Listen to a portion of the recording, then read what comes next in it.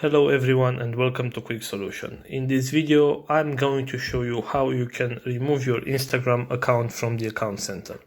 So here is what you have to do. First of all, go to your profile. You can do that by tapping on the profile icon on the bottom right corner and then go to settings and privacy.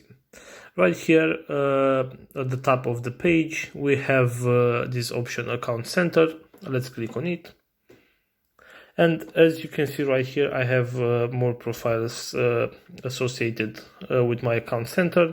What you have to do right here is go to accounts. And for the account you want to remove, just press the remove button. Right here, select the option remove account. Continue. Right now, because I don't have a password, it asks me to set a new password. So once you do that, you just press remove the account, and as you can see right here, I just removed my account. And of course, if you want to add this account again at any time, you can do that. So this is all for today. If you enjoyed this video, don't forget to like and subscribe the channel for more videos like this.